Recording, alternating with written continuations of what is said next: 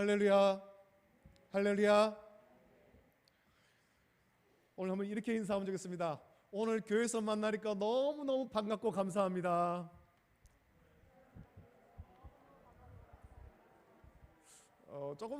조금 길게 하면 잘 못 따라하시네요. 예. 오늘은 출애굽기 23장 14절부터 19절까지 말씀, 하나님께서 출애굽한 이스라엘 백성들에게 절기를 지키라, 그 말씀 가운데 맥주절을 지키라 하신 말씀을 우리가 묵상하면서 관점을 바꾸면 감사할 수 있습니다. 제목으로 하나님 말씀 받습니다. 제목을 따라하겠습니다. 관점을 바꾸면 감사할 수 있습니다. 관점을 바꾸면 감사할 수 있습니다. 네.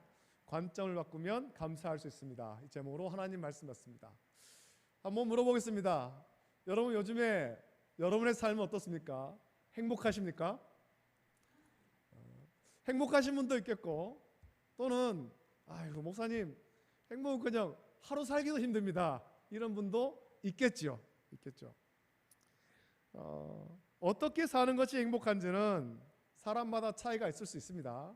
어떤 사람은 날마다 똑같은 환경 속에서도, 어떤 사람은 날마다 행복하고, 어떤 사람은 똑같은 환경 속에서도 전혀 행복하지 않고 늘 불평하고 원망하며 살 수도 있습니다.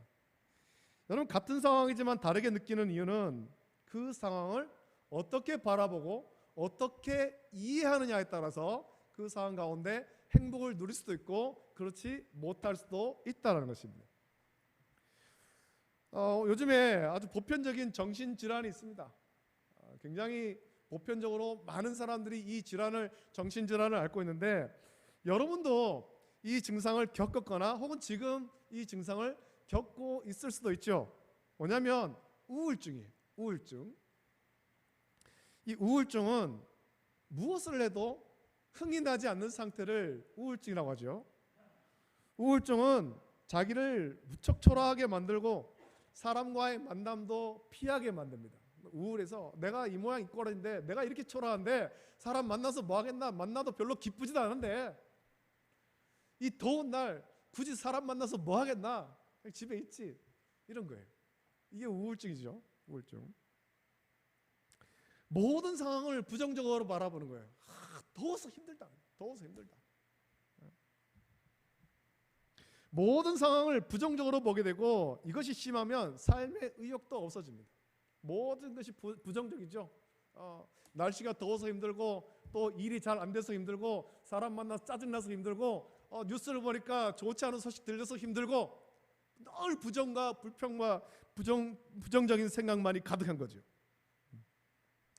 또 이런 부정적인 생각 가진 우울증이 있는 사람은 주변에 아주 좋지 않은 영향을 줍니다. 여러분, 부정적인 생각 가진 사람과 대화를 나눠보면 그렇지 않습니까? 내가 좋지 않은 영향을 받는 거예요. 나도 자꾸 부정적인 생각에 오염되는 거죠. 오염되는 거. 그래서 우울증이 있는 사람과 함께 있을 때 나쁜 영향을 받지 않으려면 나에게 에너지가 너무 많이 필요한 거예요. 내 에너지가 너무 많이 소모되는 거죠. 그 부정적인 영향을 받지 않기 위해서. 요즘에 우울증을 치료하기 위해서 약물도 개발되었고 상담을 통해서 치료하기도 하지만, 제가 생각할 때 가장 좋은 치료 방법은 이게 좀 관점을 바꾸는 것 아니겠는가, 바라보는 시선을 바꾸는 것 아니겠는가, 생각을 좀 바꾸는 것 아니겠는가, 그렇게 생각합니다. 나의 관점에서 보면, 내 중심으로 바라보면 모든 것이 부정적이에요. 내게 전혀 이런 것이 하나도 없는 거죠. 내게 유익 주는 것이 하나도 없죠. 내 관점으로 보면 모든 것이 부정적이지만, 나를 창조하신 하나님의 관점에서 바라보십시오. 하나님의 주권과 하나님의 통치를 믿으면서 하나님의 관점에서 바라보십시오. 그러면 우리는 모든 것에서 감사할 수 있습니다. 하나님께서 지금도 나를 사랑하셔서 하나님께서 통치하시고 나의 삶을 이끌어 가시는구나, 그렇게 바라볼 때 우리는 감사할 수가 있죠. 그렇게 관점을 바꿔서 불평과 원망을 감사로 바꾸면 우울증 같은 것은 금방 치료됩니다. 금방. 진짜 자기 중심으로 생각하니까 불평과 원망 있고 우울증이 오는 거예요. 관점을 좀 바꿔서 하나님의 관점으로 모든 것을, 내 인생도 바라보고 가정도 바라보고 교회도 바라보고 이 나라와 민족도 바라보고 세상도 바라보면서 감사하는 삶을 살아가는 저와 여러분 되시기를 예수님의 이름으로 축복합니다. 축복합니다. 자, 이스라엘 백성은 이 노예로 살던 애굽을 떠나서 하나님의 권능으로 홍해 바다를 육지같이 건넌 후에 가나안 땅에 들어가기까지 무려 40년을 광야에서 방황했습니다. 이 광야라고 하는 것, 우리의 여름하고는 차원이 다른 것이죠. 광야. 이 광야는 밤에는 기온이 내려갑니다. 기온이 급격히 내려가서 춥고 낮에는 없이 더운 것이, 숲을도 없고 시내도 없고, 그래서 낮에는 굉장히 그 햇볕과 지열이 올라와서 뜨겁지만 밤이 되면 그 땅이 나무도 없고 그래서 금방 식어버린 거예요. 굉장히 춥죠. 그래서 사람이 살아가기에 매우 부적합한 곳이고 물도 없어서 마음 놓고 농사를 지을 수도 없고 가축을 제대로 기를 수도 없는 것이 광야예요. 그래서 거기서 양을 치는 것은 군데군데 좀 이렇게 어떤 풀이 조금씩 자라면 양을 데리고 가서 그 풀이 자라는 곳, 풀을 뜯어 먹이면서 목축을 해야만 겨우 살아갈 수 있는 것이 광야라는 거죠. 자, 그런데도 이스라엘 백성은 노인과 어린아이를 포함해서 적어도 아주 굉장히 많은 60만이 넘는 100만에 가까운 사람들이 무려 40년 동안이나 광야에서 지냈습니다. 그 광야를 지나는 동안에 그들이 어떤 자연적으로 질병이 발생하고 그렇게 해서 죽은 사람이 없어요. 죄 때문에 하나님께 벌 받아서 그렇지 않고는 그들이 아주 평안하게 그 일을 제외하고는 평안하게 광야 40년을 지나갔다는 것입니다. 하나님께서 그들을 먹이시고 그들을 입히셨죠. 오랜 시간, 40년이라고 하는 오랜 시간을 광야에서 견딜 수 있었던 것, 메마르고 건조하고 물도 제대로 없고 먹을 것도 구할 수 없는 광야였지만 거기를 평안하게 지날 수 있었던 것은 오직 하나님의 은혜인 것입니다. 낮에는 구름 기둥으로 그늘을 만드시고 밤에는 불 기둥으로 또 따뜻하게 해주셔서 이스라엘 백성들을 광야에서 안전하게 지날 수 있게 하신 거예요. 이스라엘 백성들은 비록 광야에서 생활했지만 낮에는 구름 기둥으로 밤에는 불 기둥으로 인도하신 하나님의 은혜를 직접 체험하면서 살았기 때문에 광야 생활에서 사실은 감사하면서 살아가야 됐죠. 이 광야, 메마르고 건조한 이곳을 지나가지만 감사하는 삶을 살아가야 됐습니다. 그러나 우리가 이게 출애굽기의 말씀을 통해서 묵상합니다만 하루 이틀도 아니고 한 40년을 그렇게 지나갈 때에 이 일이 반복되다 보니까 언제부터인가 이스라엘 백성 가운데 이런 마음이 생기죠. 불기둥과 구름기둥이 나타나도 거기에 대해서 감사하기보다는 무감각해진 거예요. 무감각해진 거예요. 아침이 되면 당연히 구름기둥이 생기는 줄 알고 저녁이 되면 당연히 구름기둥이 생기는 줄 아는 거죠. 새벽이 되면 당연히 만나가 있을 줄로 아는 것이고 저녁이 되면 당연히 메추라기가 있을 줄로 생각하는 거예요. 그걸 당연하게 생각하는 거예요. 당연하게. 감사하지 않는 것입니다. 감사하지 않으니까 불평과 원망이 점점 생기죠. 우리는 똑같은 은혜와 똑같은 축복도 시간이 지나면 이거를 당연한 것으로 여기면서 나중에는 감사하는 마음조차 없어지게 된 것을 우리 자신들도 보게 되지 않습니까? 이스라엘 백성뿐만 아닙니다. 이 말씀을 통해서 우리 보여주는 것은 우리들도 똑같다는 것입니다. 우리들도 하나님의 은혜를 계속해서 부어주실 때 그것을 묵상하면서 날마다 감사해야 되는데 감격하고 감사해야 되는데 그것이 계속해서 이어질 때 감격하고 감사하는 것이 아니라 그걸 당연한 줄로 생각하는 거예요. 하나님의 은혜가 당연한 줄로. 오늘날 사람들은 지나온 과거와 비교할 때 오늘날 우리의 삶이 얼마나 풍족한 삶을 살고 있습니까? 물론 그 시대마다 다들 힘들고 어렵다고 말합니다. 지금도 경제가 굉장히 어렵다고 말합니다만 우리의 삶은 분명 풍족한 삶을 살고 있는 거예요. 과거처럼 보릿고개, 어린아이들 보릿고개 이런 거 모릅니다. 저도 모르고 자랐습니다. 저도 모르고. 아무도 몰라요. 하나님의 은혜죠. 우리의 삶이 풍족해진 것, 이게 하나님의 은혜. 이것을 감사하면서 살아야 되는데 그런데 여러분 우리의 삶을 한번 돌아보십시오. 저와 여러분들의 삶을 한번 돌아보면서 묵상하십시오. 지난 한 주간 동안의 삶 속에서 여러분들 얼마나 감사하면서 살았습니까? 오늘 교회를 나오면서 여러분이 얼마나 감사하면서 주님 앞에 나왔습니까?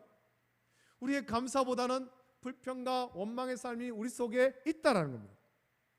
이스라엘 백성은 시간이 지날수록 광야에서 베풀으시는 하나님의 은혜를 감사하지 않을 뿐만 아니라 오히려 그 광야 생활 속에서 하나님께 불평하고 원망하는 일이 더 많았는 거죠.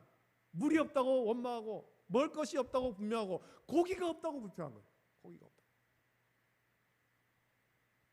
결국에 하나님에 대한 불신앙이 그들에게 저주가 되어서 적과 꿀이 흐르는 약속의 땅 가나안을 눈앞에 두고도 들어가지 못하는 아주 불행한 결과를 초래하지 않습니까? 먼저는 가데스 바네아에서 거기에 들어가지 못하고 돌아섰고, 그리고 광야 40년의 생활 동안에 불평하고 원망했던 출애굽 1세대들은 다 가나안에 들어가지 못하고 죽었습니다. 심지어 모세도 못 들어갔습니다. 모세도. 여러분, 이 사실을 통해 우리는 감사해야 될 일을 감사할 줄 모르고 원망 불평하기 때문에 하나님의 징계를 받는다라는 사실을 기억해야 될 것입니다. 오늘날 성도들은 불신자들과 이 세상 사람들과는 다른 모습으로 살아야 됩니다. 세상에는 불평하고 원망합니다. 작은 일에도 불평하고 원망합니다. 그러나 성도는 불평하고 원망하면 안 됩니다. 불평하고 원망하지 마십시오. 우리는 내가 혹 마음에 들지 않는 일이 있어도 불평하고 원망하기 전에 왜 그렇게 되었던가를 먼저 묵상을 해야 되고, 그 가운데 하나님 뜻이 무엇인가 그것을 묵상해야 돼요. 함부로 우리의 입술로 불평과 원망을 내뱉지 마십시오. 이스라엘 백성들의 불평과 원망은 저주로 돌아갔고 그들은 결국 가나안에 들어가지 못했습니다. 그것을 묵상하면서 저와 여러분들의 입술에서 불평과 원망은 떠나가고 감사의 고백망이 넘쳐나기를 예수님의 이름으로 축복합니다. 하나님께서는 이처럼 감사할 줄 모르고 불평 원망에 익숙해져 있는 이스라엘 백성들을 위해서 적어도 1년에 3번씩은 하나님의 전에 나와서 감사의 예물을 드리며 정해진 절기를 지키라 명령했습니다. 오늘 우리는 매 주일, 일주일에 주일만 되면 교회 와서 예배 드립니다만, 이스라엘 백성들에게 이렇게 말씀하신 것은 가나안에 들어가서 그 가나안 땅에 흩어져 살 때에 적어도 1년에 3번은 여호와의 성막이 있는 곳에 나와서 그 절기를 따라 그곳에 나와서 절기를 지키며 하나님께 감사의 예배를 드리라는 거예요. 그때는 지금처럼 우리처럼 곳곳에 교회가 세워지고 그런 것이 아니니까 1년에 3번 자기 성읍에는 성전이 없으니까, 성막이 없으니까 성막이 있는 곳에 나와서 예배를 드리라는 거죠. 하나님께서 명하신 이 절기를 오늘 말씀 보면 유월절과 맥추절과 장막절입니다. 유월절은 애굽에서 노예로 살던 이스라엘 백성이 해방된 날을 기념해서 지키는 명절이죠. 하나님의 은혜로 구원받은 것을 기념하며 지키는 것이 유월절입니다. 맥추절은 유월절을 지내고 7주 후에 가나안 땅에 들어가서 얻은 곡식의 첫 열매를 하나님 앞에 드리며 감사하는 절기로, 첫 열매를 드리기 때문에 이걸 초실절이라고 하기도 하고 7주 만에 돌아온 명절이기 때문에 7.7절이라고 부르기도 합니다. 또 이날은 애굽에서 나온 지 50일이 되는 날이기도 해서 오순절이라고 부르기도 하죠. 더구나 모세가 시내산에서 하나님으로부터 십계명을 받은 날이며 신약시대에 들어와서는 성령이 임하심으로 초대교회가 탄생한 아주 뜻깊은 날이기도 한 날입니다. 장막절은 이스라엘 백성들이 광야에서 40년 동안 집 없이 유리하며 장막을 치고 고생하며 살았던 과거를 기억하면서 하나님의 은혜에 감사하는 명절입니다. 이때 하나님께서는 반석에서 생수가 나게 하셨고 농사를 지을 수 없었으므로 날마다 만나와 메추라기로 이스라엘 백성들을 먹이셨죠. 따라서 한 사람도 굶어 죽었다거나 목말라 죽은 사람이 아무도 없는 거예요. 더구나 광야 40년을 지내면서 메마르고 건조한 땅이지만, 황폐한 땅이지만 그 땅을 지나갈 때 발이 부르트거나 옷이 헤어진 사람이 아무도 없었습니다. 왜 그렇습니까? 하나님께서 돌보셨기 때문에. 모든 것이 하나님의 은혜죠. 그래서 하나님께서는 이스라엘 백성들에게 유월절과 맥추절과 장막절을 지켜라, 감사의 절기를 지켜라 말씀하신 거예요. 자, 그렇다면 이스라엘 백성은 날마다 기뻐하면서 감사하며 하나님 베풀어 주신 은혜를 찬양하면서 살아야 되지 않겠습니까? 하나님께서 우리를 이렇게 구원하셨구나, 애굽의 노예에서 구원하셨구나, 우리를 이렇게 먹이시고 입히시고 돌보시는구나, 감사해야 되죠. 그러나 이스라엘 백성들의 모습, 우리가 성경을 통해서 발견하는 이스라엘 백성의 모습은 감사하기는커녕 하나님의 기적 속에 살면서도 밤낮 불평하고 원망하며 살았던 거예요. 결국 출애굽 1세대들은 여호수아와 갈렙을 제외하고는 모두가 적과 꿀이 흐르는 약속의 땅 가나안에 들어가지 못했습니다. 심지어 모세조차도 멀리서 그 땅을 바라보기만 할 뿐 들어가지 못했어요. 신명기 16장 12절 말씀 보면 하나님께서 이렇게 말씀하죠. 너는 애굽에서 종 되었던 것을 기억하고 이 규례를 지켜 행할지니라 말씀한 것입니다. 하나님께서는 이스라엘 백성들이 출애굽하여서 하나님이 인도하시는 가나안 땅에 들어가서 항상 하나님의 그 은혜를 기억하고 감사하며 살게 하려고 1년에 3번 이상은 감사의 절기를 지키며 살게 하신 것입니다. 과거 그들이 애굽의 노예가 되어서 자유 없이 짐승처럼 일해야만 했던 때가 있었습니다. 오늘 우리나라에서도 인권에 관한 이야기가 많이 나오고 있고 인권을 보호하기 위해서, 인권을 지키기 위해서 많은 노력을 합니다. 여러분, 노예에게는, 종에게는 인권이 없습니다. 같은 사람이면서도 이 종은, 노예는 전혀 사람 취급을 받지 못하는 거예요. 그래서 주인이 돈을 주고 사고 파는 물건에 지나지 않는 것입니다. 마치 소나 말처럼 밤낮 일해야 되고 말 듣지 않으면 주인이 때려 죽여도 누가 왜 죽였냐 따질 수가 없는 거예요. 왜 그렇습니까? 주인이 돈을 주고 샀기 때문에 그렇죠. 이렇게 노예로 살아가는 이스라엘 백성이 하나님의 은혜로 노예에서 해방되었습니다. 자유의 심벌이 된 것입니다. 인권을 회복했잖아요. 이게 놀라운 하나님의 은혜를 받았음에도 불구하고 이들은 하나님의 은혜에 감사하기는커녕 하나님의 은혜를 잊어버린 거예요. 하나님께서는 이것을 염려하시면서 신명기 8장 12절부터 18절은 이렇게 말씀하죠. 내가 먹어서 배부르고 아름다운 집을 짓고 거주하게 되며 또 내 소와 양이 번성하며 내 은금이 증식하며 내 소유가 다 풍부하게 될 때 내 마음이 교만하여 내 하나님 여호와를 잊어버릴까 염려하노라. 여호와는 너를 애굽 땅 종되었던 집에서 이끌어내시고 너를 인도하여 그 광대하고 위험한 광야 곧 불뱀과 전갈이 있고 물이 없는 간조한 땅을 지나게 하셨으며 또 너를 위하여 단단한 반석에서 물을 내셨으며 내 조상들도 알지 못하던 만나를 광야에서 내게 먹이셨나니 이는 다 너를 낮추시며 너를 시험하사 마침내 내게 복을 주려 하심이었느니라. 그러나 내가 마음에 이르기를 내 능력과 내 손의 힘으로 내가 이 재물을 얻었다 말할 것이라. 내 하나님 여호와를 기억하라. 그가 내게 재물을 얻을 능력을 주셨음이라. 이같이 하심은 내 조상들에게 맹세하신 언약을 오늘과 같이 이루려 하심이니라. 하나님께서 말씀했습니다. 그럼 사람은 누구나 잘 먹고 잘 살게 되면 자기도 모르는 사이에 교만해지기 쉽습니다. 사람이 교만해지면 하나님의 은혜를 잊을 뿐만 아니라 하나님까지도 잊어버리게 되는 거죠. 더구나 자기 힘으로 잘 살게 된 것으로 착각하게 되는 것입니다. 예수님께서 그것을 말씀하셨는데 누가복음 12장 16절부터 21절 말씀 보면 그 어리석은 부자에 대해서 예수님께서 말씀하지 않습니까? 밭에 소출이 많으니까 창고를 더 크게 짓고 내가 많이 얻었으니까 이제 내 영혼아 쉬고 즐기자. 그때 하나님께서 말씀하시죠. 이 어리석은 사람아, 네 영혼 오늘 밤 내가 데려가면 이게 다 누구께 되겠느냐 말씀하신 거예요.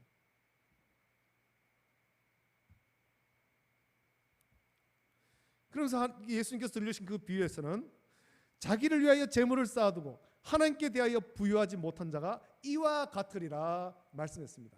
이와 같다 무슨 말씀입니까? 어리석다는 거예요. 어리석다, 구원받지 못한다는 거죠. 사람이 교만해지며 모든 것이 풍족해져도 기쁨과 즐거운 마음으로 하나님을 섬기지 아니하고 하나님 앞에 드리는 것이 인색해지기 쉽습니다. 이건 하나님에 대한 배은망덕의 죄를 짓는 거예요. 신명기 28장 47절부터 51절 보면 이렇게 말씀하죠.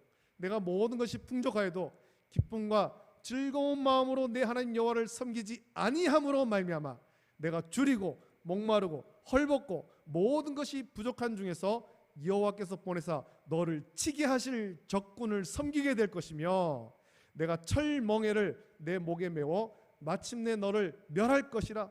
곧 여호와께서 멀리 땅 끝에서 한 민족을 독수리가 날아오르는 것 같이 너를 치러 오게 하시리니 이는 내가 그 언어를 알지 못하는 민족이요 그 용모가 흉악한 민족이라.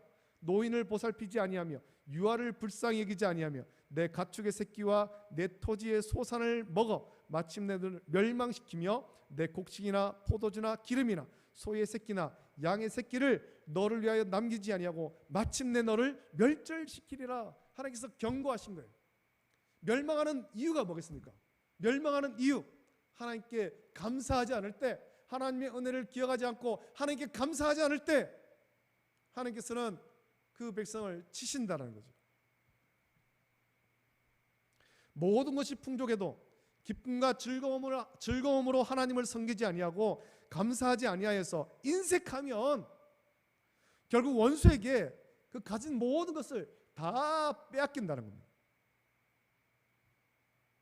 따라서 우리가 하나님의 복을 마음껏 받아 누리며 살기를 원한다면 모든 일에 하나님의 은혜로 사는 줄 알고 늘 겸손하고 하나님께 감사해야 될 줄 믿습니다.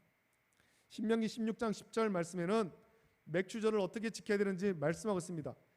그 말씀에 보면 내 하나님 여호와 앞에 칠칠절을 지키되 내 하나님 여호와께서 내게 복을 주신 대로 내 힘을 헤아려 자원하는 예물을 드리고 말씀하죠. 내 힘을 다하여 자원하는 예물을 드리고, 또 신명기 16장 16절부터 17절 말씀이면 너희 가운데 모든 남자는 1년에 3번 곧 무교절과 칠칠절과 초막절에 내 하나님 여호와께서 택하신 곳에서 여호와를 배웁되 빈손으로 여호와를 배웁지 말고 각 사람이 내 하나님 여호와께서 복을 주신 복을 따라 그 힘대로 드릴지니라. 하나님께서 명령하셨습니다. 여러분 이걸 잘 들어야 됩니다. 이거 또 목사님 헌금하라 하네? 그렇게 들으면 안 되는 거예요. 하나님께서 명령하신 것 아닙니까? 하나님께서 우리에게 주신 말씀이에요. 너희 힘대로, 내가 너에게 복 준 대로 힘을 다해서 감사해라. 하나님의 은혜에 진정으로 감사할 때 우리는 모든 것이 하나님의 은혜임을 고백하며 감사해야 되는 것입니다. 또 찬양으로 감사하고 우러나오는 마음으로 눈물로 감사하며 하나님께 영광을 돌릴 수 있어야 되는 것입니다. 또 하나님께 나올 때 빈손으로 나오지 말라고 했습니다. 반드시 감사의 예물을 드리며 감사하되 자원하여서 하나님 주신 복을 따라서 감사하라 말씀했죠. 그저 형식적으로 적당히 드릴 것이 아니라 받은 복이 많으면 많이 드리고 적으면 적게 드리되 드릴 수 있는 대로 정성을 다해 드려야 되는 것입니다. 힘을 다해서 드리는 거예요. 우리가 예배를 드릴 때도 마찬가지입니다. 하나님께 예배를 드릴 때 우리의 마음과 뜻과 힘과 정성을 다해서 하나님께 예배를 드립니다. 그 예배를 드리며 하나님께 예물을 드릴 때도 힘을 다해서 우리 정성을 다해서 마음을 다해서 예물을 준비해서 하나님께 드리는 거예요. 예수님께서도 자기의 보물이 있는 곳에 자기의 마음이 있다고 했습니다. 만일 집에 보물을 두고 이 자리에 나와 있다고 하면 우리 마음이 여전히 그 집에 그 보물 있는 거기에 있겠죠. 그 물건이 잘 있는지 혹 도둑이나 강도가 들지 않았는지 늘 신경이 쓰일 거예요. 전에 어떤 그 영상을 보니까 TV를 보니까 어떤 사람이 자기 집에 갑오로 내려오는 돌덩이 하나가 있어요. 돌덩이. 이게 물론 어떤 건강 그 기능성 있는 그런 돌인데 이 돌이 굉장히 커요. 그 감정을 해보니까 값이 얼마가 되느냐 하니까 값이 엄청난 거예요. 수십억이 되는 거죠. 수십억이. 그리고 이 사람이 이거를 갑오로 여기면서 집에 CCTV를 설치했는데 집 곳곳에 열 몇 개의 CCTV를 설치한 거예요. 밖에도 설치하고 집 안에도 설치하고 아침에 일어나면 그거 꺼내가지고 손으로 닦고 있고 아침 먹고 나면 닦고 있고, 출근하기 전에 닦고, 집에 돌아서 또 닦고. 그게 뭐 하는 거겠습니까? 돌덩이에 불과한데.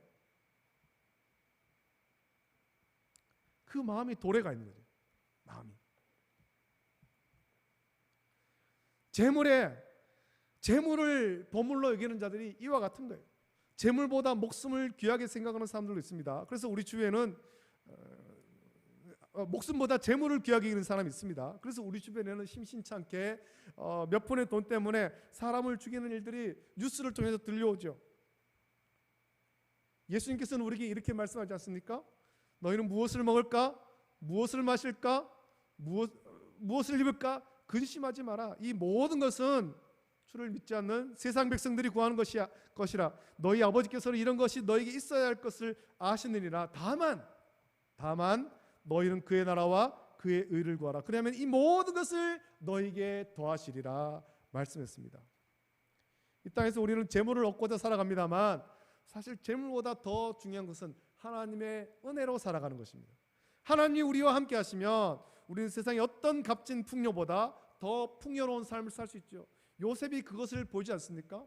형들에게 미움받아서 종으로 팔렸습니다. 그러나 하나님이 함께 하심으로 하나님이 요셉과 함께 하셔서 그의 모든 삶이 종으로 살 때, 감옥에 갇혔을 때도 형통하게 된 것이에요. 재물을 보물로 여기며 살 것이 아니라 하나님의 은혜를 구하는 저와 여러분 되시기를 예수님의 이름으로 축복합니다. 또 우리가 복을 누릴 때 혼자서만 이 주신 복을 생각하며 기뻐하고 즐거워하지 말고 가족과 다른 사람들과 또 레위인과 제사장들과 나그네와 이웃에 사는 고아와 과부들과 함께 즐거움을 나누고 하나님께 영광을 돌리며 절기를 지켜야 될 것입니다. 신명기 16장 11절에 이렇게 말씀하죠. 절기를 지킴에 대해서 이렇게 말씀합니다. 너와 내 자녀와 노비와 내 성중에 있는 레위인과 및 너희 중에 있는 객과 고아와 과부가 함께 내 하나님 여호와께서 자기의 이름을 두시려고 택하신 곳에서 내 하나님 여호와 앞에서 즐거워할지니라 말씀했습니다. 그러니까 혼자 감사하고 혼자 좋아하는 것이 아니라 함께 감사하는 거예요. 함께 그 은혜를 나누면서 하나님께서 이스라엘 백성들에게 가나안 땅을 기업으로 나누실 때 레위 지파에게는 기업을 주지 않았습니다. 땅을 기업으로 주지 않았습니다. 성막에서 하나님을 섬기는 레위 지파에게는 땅을 기업으로 주지 않았습니다. 자연히 이들에게는 땅에서 얻는 소득이 없는 거죠. 오로지 다른 지파들이 바치는 감사의 예물과 11조로 살아가는 거예요. 따라서 좋은 것을 주의 종들과 나누며 살아야 하고 또 누군가 돌봐줘야 되는 우리 주위에 있는 약한 사람들과도 함께 나누며 사는 것입니다. 그런 의미에서 우리는 오늘 형제 중에 지극히 작은 자를 돕는 헌금, 그것을 같이 한 것 아닙니까? 함께 하나님의 은혜를 누리기 위해서. 오늘 이 맥주 감사주일이죠. 저와 여러분들의 이제 관점을 좀 바꾸기를 원합니다. 내 중심으로 사는, 나만 잘 먹고 잘 살면, 그런 관점을 좀 바꾸기를 원합니다. 바꾸어서 하나님께 영광 돌리는, 하나님께서 어떻게 살기를 원하시는가, 그 관점으로 살기를 원합니다. 여러분, 코로나를 겪으면서 모두가 힘들고 어렵다고 합니다. 감사는 사라지고 불평과 원망이 가득하죠. 그래서 우울증이 가득한 거예요. 이 땅 가운데 코로나 블루, 코로나로 인해서 모든 사람들이 우울증을 겪고 있다, 그렇게 말합니다. 세상은 그럴지라도 하나님의 은혜로 살아가는 저와 여러분들은 달라야 하는 것입니다. 우리의 관점을 바꾸십시오. 힘들고 어려운 시간을 보냈지만 그런 중에도 지금까지 인도하신 하나님의 사랑과 은혜를 묵상하면서 감사하길 원합니다. 관점을 바꾸면 모든 것에 우리는 감사할 수 있습니다. 그리고 모든 것을 감사하며 살아가며 주변 사람에게 복음과 믿음의 선한 영향을 줘야 되는 거예요. 감사는 우리 때문에 불평과 원망으로 살아가는 자들이 우리와 함께 하나님의 은혜를 발견하고 감사하며 살아가도록 우리는 선한 영향을 줘야 되는 거예요. 그것이 하나님의 은혜를 깨닫고 감사하며 살아가는 성도의 삶이죠. 오늘 여러분에게 이 감사 노트를 다 나눠드렸습니다. 오늘 예배를 마친 후에 여러분 이 감사 노트에 여러분 감사할 것을 오늘 한번 적어 보십시오. 큰 것만 적지 말고 작고 사소한 것도 한번 적어 보십시오. 제가 예전에 그렇게 많이 말씀을 드렸는데, 저는 아침에 새벽에 알람 소리 듣고 잠에서 깨는 것, 그것도 감사하다 하지 않습니까? 하나님께서 오늘도 나에게 이 하루를 주셨음을, 나에게 오늘도 이 생명을 주셨음에 감사하는 것, 여기서부터 시작하는 거예요. 여러분, 크고 작은 모든 일에 감사하는 것 한번 적어 보십시오. 어젯밤에 무더운 날씨 가운데 편안히 자고 오늘 아침에 건강하게 깨어 일어나는 것, 또 교회 왔을 때 반가운 성도 만난 것, 교회에서 또 만난 점심을 함께 성도들과 나눠 먹을 수 있는 것, 사소하고 놓치기 쉬운 것도 한번 적어 보십시오. 불평거리보다 감사할 것이 훨씬 많이 있을 거예요. 오늘 우리의 관점을 바꿔서 감사하며 하나님께 영광 돌리는 저와 여러분 되시기를 예수님의 이름으로 축복합니다. 이제 우리 함께 찬양 드리겠습니다. 이 찬양 같이 할 텐데, 우리가 예배 전에 마지막 불렀던 찬양이죠. 감사해요 깨닫지 못했었는데 또 하나의 열매를 바라오며. 이 찬양 가운데 제목이 처음에 이렇게 나오지 않습니까? 감사해요 깨닫지 못했었는데. 지난 시간 하나님께서 나에게 많은 은혜를 주셨지만 우리가 깨닫지 못하고 불평하고 원망하고 살아왔었습니다. 이제 관점을 바꿔서 하나님의 은혜를 깨닫고 감사하며 살길 원합니다. 그런 마음으로 이 찬양 같이 부르고 기도하길 원합니다. 함께 찬양합니다.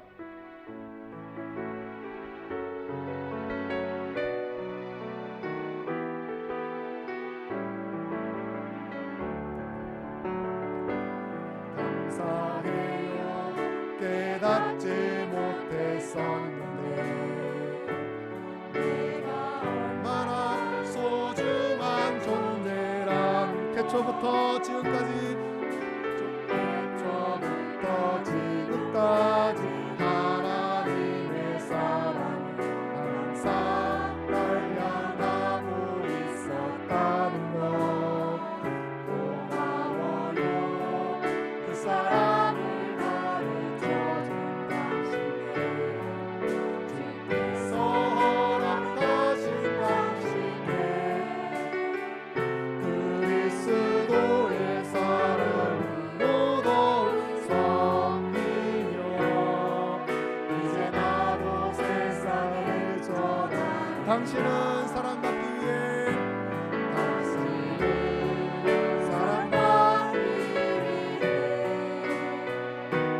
그리고 그 사랑 전하기 위해 주께서 택하시고 이 땅에 심으셨네.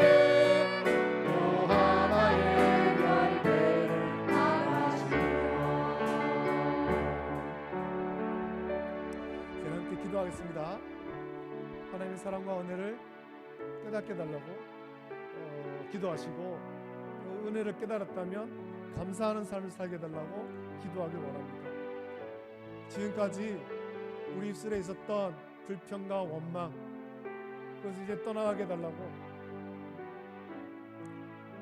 내 관점으로만 보던 그 시선을 바꾸어서 하나님의 관점으로 바라보면서 하나님의 모든 은혜에 감사하는 삶을 살게 달라고 같이 기도하시고, 우리의 그런 감사하는 삶을 통해서 복음과 믿음의 선한 영향력이 우리의 가정 가운데 가득하고 또 우리 이웃들에게 전파되고 세상을 변화시켜 갈 수 있도록 은혜 달라고 같이 기도하시길 원합니다. 아울러서 또 같이 기도할 때 우리 연약한 성도에서 같이 기도하는데, 우리 유집사님, 유신자 집사님, 산주 청년, 또 은지 청년, 그 외에도 오늘 교회에 나오지 못한 우리 김순희 할머니, 그 외에도 많은 연약한 성도 위해서 같이 기도하시고 주께서 치료해달라고 같이 기도하시기를 원합니다. 이제 함께 기도하겠습니다. 하나님 아버지, 사랑과 은혜를 감사드립니다. 오늘 맥주 감사 주를 키며 하나님 앞에 나와서 예배드릴 수 있도록 은혜 주심을 감사함을 드립니다. 아버지 하나님, 오늘 이 말씀 묵상하면서 맥주자를 지키라는 하나님 말씀 묵상하면서 아버지 하나님, 우리가 하나님께서 부르신 사랑과 은혜를 한번 기억해 봅니다. 아버지 하나님, 하나님께서 우리를 놀라운 사랑과 은혜를 주셨건만 깨닫지 못한 채 불평하고 원망하며 살아왔던 우리의 삶이 있음을 고백합니다. 아버지 하나님, 하나님의 사랑과 은혜를 깨닫게 하시고 이제는 불평과 원망은 떠나게 하시고 감사의 삶을 살 수 있도록 은혜를 내려 주시옵소서. 불평과 원망의 아버지 하나님 부정적인 영향은 나타나게 하시고 아버지 하나님 감사와 아버지 하나님 감격의 삶을 통해서 복음과 믿음의 선한 영향력을 우리 이웃들에게 전하게 해 주시옵소서. 우리 가정 가운데 가득하게 해 주시기를 간절히 소원하옵나이다. 아버지 하나님 나 중심의 아버지 하나님 관점에서 바꾸어서 하나님 중심의 관점으로 모든 것들을 바라볼 수 있도록 은혜를 베풀어 주시옵소서. 시간 또한 기도하옵나이다. 아버지 하나님 가운데 연약한 자 있습니다. 유신자 일사님 또 아버지 우리 찬주 청년 은유 청년 아버지 긍휼 베풀어 주셔서 예수님 피 묻은 손길로 얼음 만지사 모든 질병은 따라하고 모든 약함은 따라하고 강건하게 하여 주시기를 간절히 소원합니다. 아버지 모든 병만은 따라하고 온전하게 고쳐주시고 치료하여 주시옵소서. 오늘 하루 우리 입술 가운데 감사의 고백이 넘쳐날 수 있도록 은혜를 베풀어 주시기를 간절히 소원합니다. 걸어가신 아버지 하나님 사랑과 은혜를 감사합니다. 하나님께서 우리를 사랑하셔서 매 순간 놀라운 사랑과 은혜를 베풀어 주셨지만 우리가 그것을 깨닫지 못한 채 그동안 불평과 원망의 삶을 살았음을 고백합니다. 우리 입술에서 아버지 하나님 감사와 감격의 삶이 아니라 조금만 내 마음에 들지 않으면 불평하고 원망하는 그런 악한 모습이 우리 속에 있었음을 고백합니다. 주여, 혼자서만 악하게 생각하는 것이 아니라 그 악한 말을 내뱉음으로 말미암아 이 교회 안에 가정 안에 점점 아버지 하나님 악한 영향을 주어서 아버지 하나님 우리의 마음이 점점 악해지도록 그런 나쁜 영향을 주었던 일이 있음을 고백합니다. 주여를 불쌍히 여겨 주시옵소서. 이게 다 주님께 책망받을 일들인데 우리가 다 회개하고 이제는 그런 불평과 원망은 다 버리게 해 주시고 오직 주님이 주신 그 사랑과 은혜를 깨닫고 감사하는 삶을 살기를 원합니다. 아버지 하나님 감사와 감격의 삶을 살아서 우리 가정 안에 또 우리 공동체 안에 교회 안에 사회 안에 믿음, 복음과 믿음의 선한 영향을 줄 수 있도록 은혜를 내려 주시옵소서. 오늘 맥주 감사주를 지키며 주님 주신 사랑과 은혜를 깊이 묵상하고 감사의 삶을 살 수 있도록 인도하시기를 간절히 소원하옵나이다. 우리 가운데 연약한 지체들이 있습니다. 아버지 하나님 유신자 일사님 긍휼을 베풀어 주시고 또 아버지 하나님 그 꼬리뼈의 연약한 부위가 깨끗이 나올 수 있도록 주여 지켜 주시옵소서. 아버지 하나님 머리가 다쳐서 아버지 하나님 병원 중환자실에 입원해 있는 우리 찬주 청년을 긍휼히 계시고 아버지 하나님 그 가운데서 치료가 잘 될 수 있도록 해주시고 건강을 회복하고 다시 주의 전에 나와서 기쁨과 감사로 주님을 찬양하는 찬양 인도자가 될 수 있도록 은혜를 베풀어 주시기를 원합니다. 아버지 하나님 은지 청년도 긍휼을 베풀어 주시고 참 아버지 하나님 목이 부어서 호흡에 여러 가지 힘든 부분들이 있는데 아버지 하나님 주님의 피 묻은 손길로 얼음 맞으셔서 깨끗이 치료하여 주시옵소서. 아버지 하나님 그래서 우리 교회 귀한 반주자로서의 사명들을 잘 감당할 수 있도록 은혜 내려주시기를 간절히 소원하옵나이다. 모든 것 감사를 드립니다. 이제는 우리 주 예수 그리스도의 은혜와 하나님 아버지의 다함없는 사랑하심과 성령님의 감화 역사 교통하심이 불평과 원망은 떠나가고 오직 주님 주신 사랑과 은혜를 깨닫고 감사의 삶을 살기를 결단하는 그래서 우리 주변에 이 감사의 선한 영향력을 주기를 결단하는 우리 모든 성도들 머리 위에 가정과 자녀와 직장과 생업 위에 이제로부터 영원토록 함께 있을지어다. 아멘.